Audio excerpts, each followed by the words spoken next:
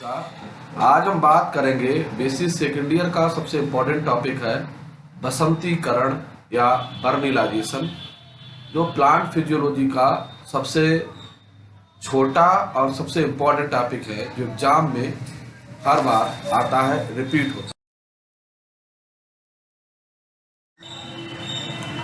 तो बसंतीकरण या बर्निलाइजेशन देखा जाए फिजियोलॉजिकल प्रोसेस है, एक अनस्टेबल प्रोसेस है जिसका प्रभाव टेम्परेचर के प्रभाव पर आधारित है। तो इसके बारे में आज हम बात करेंगे।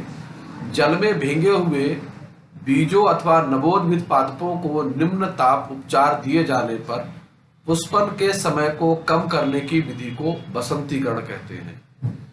पादपों की सामान्य वृद्धि पर तापमान का प्रभाव पड़ता है। अधिकतम, न्यूनतम व अनुकूलतम ताप पादप की विभिन्न जातियों के लिए पादप की आयु व उसकी वातावरणीय अवस्थाओं में अलग अलग होते हैं।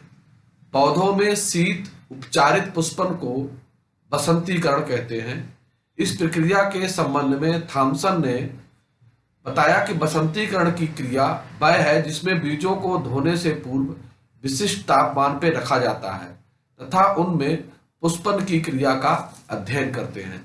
तो बसंतीकरण में क्या होता है कि एक फसल हमने सितंबर में सोइंग करते हैं, बोते हैं, तो उसमें फ्लावरिंग जो है वो फरवरी और मार्च में होती है और समर यानी कि अप्रैल में वो मैच्योर हो जाती है, पक जाती है। जबकि वही एक दूसरी वैरायटी वीट की जो है स्प्रिंग वैरायटी है, अगर हम वो जनवरी में बोते हैं तो वो फसल भी, उसमें भी फ्लावरिंग फरवरी और मार्च में होती है और समर में मैच्योर हो जाती है, पक जाती है। तो देखेंगे कि जो पहला विंटर बीट है उसमें देखा जाए कि वो जब हाई टेम्परेचर होता है उस समय सोइंग की जाती है और बाद में उसको विंटर आता है तो विंटर के बाद उसमें फ्लावरिंग होती है। तो 2 से 3 महीने का गैप हो जाता है स्प्रिंग की अपेक्षा। लेकिन अगर उस क्रॉप को भी जो हमने सितंबर में सोइंग किया है, अगर उसको हम लो टेम्परेचर से ट्रीट कर दें, उसको कोल्ड ट्रीटमेंट दे दें, तो वो फसल का जो फ्लावरिंग का समय है वो कम हो जाएगा। इसी प्रोसेस को हम बसंतीकरण या बर्निलाइजेशन कहते हैं। एनन के अनुसार शरद ऋतु यानी कि विंटर में बोई जाने वाली गेहूं की किस्मों को बोने से पहले यदि कम तापमान पर उपचारित किया जाता है तो उनमें बसंतीकरण हो जाता है तथा गेहूं के पौधों में बसंत ऋतु के फूल उत्पन्न हो जाते हैं। ग्रोगरी ने अपने प्रयोगों के आधार पर पता लगाया कि बसंतीकरण की क्रिया विधि में हार्मोन का महत्वपूर्ण स्थान है।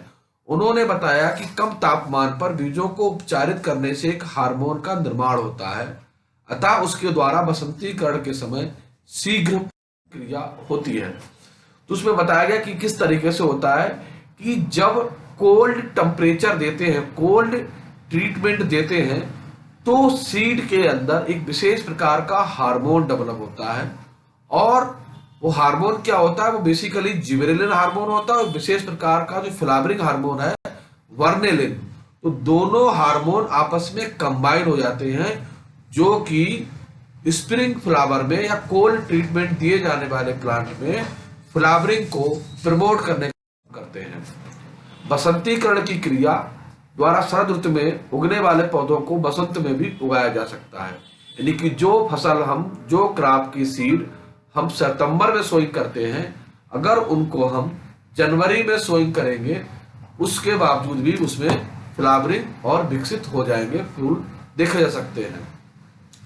बसंतीकरण का प्रमुख उद्देश्य लैंगिक प्रजनन को प्रभावी एवं शीघ्र करना होता है, इससे पुष्पन क्रिया शीघ्र हो सके।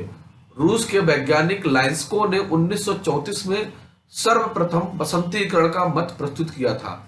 उन्होंने बताया कि पौधों में विभिन्न श्रृंखलाओं में होती है, जिसमें विभिन्न अवस्थाएं होती हैं। लैंगिक जनन के पूर्ण होने से पूर्व वाली अवस्था बसंतीकरण कहलाती है।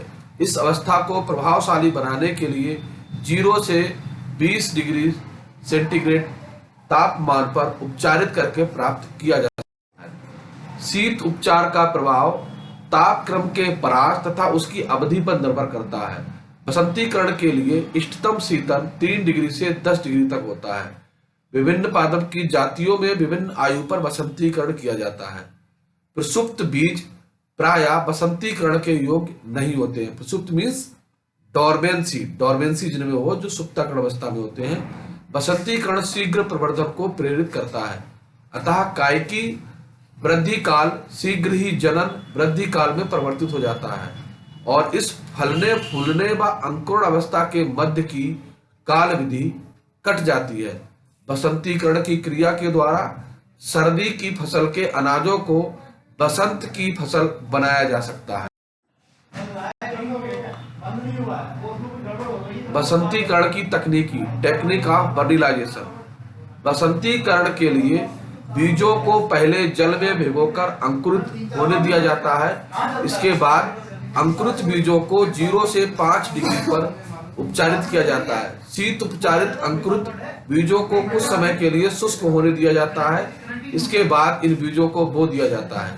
अगर बसंतीकृत बीजों को तत्काल ऊष्मा उपचारित कर दिया जाए तो ये आवश्यक बसंतीकृत हो जाते हैं, यानी कि वर्निलाइज डीवर्निलाइज हो जाएंगे।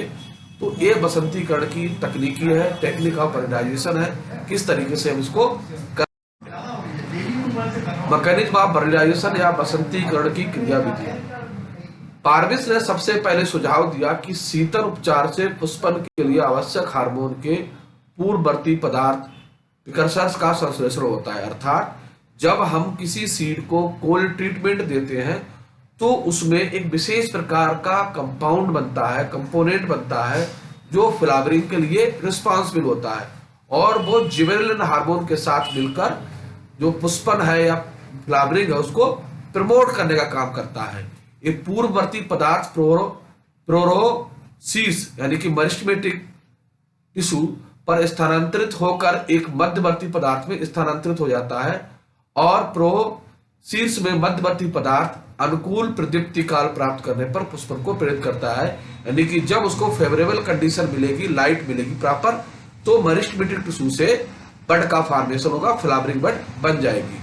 वेल्चर ने प्रयोगों से पाया कि इस पदार्थ का संचलन और उन्हें शीत उपचारित हैनबेन पादप को अनुपचारित पादप से कलमबद्ध करने पर पाया, यानी कि ग्राफ्टिंग से भी पा गया।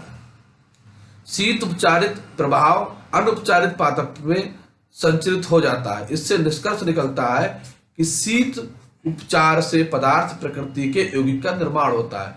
मेल्चर ने इस पदार्थ का नाम बर्लिनिन रखा। तो एक इंपॉर्टेंट क्वेश्चन इसी में सकता है कि बर्लिनिन शब्द किसने दिया था, तो बर्लिनिन शब्द मेल्चर ने दिया था और कोल्ड ट्रीटमेंट से कौन सा कंपोनेंट बनता है, तो वो है बर्लिनिन जो फ्लावरिंग को प्रमोट करने का कार्य।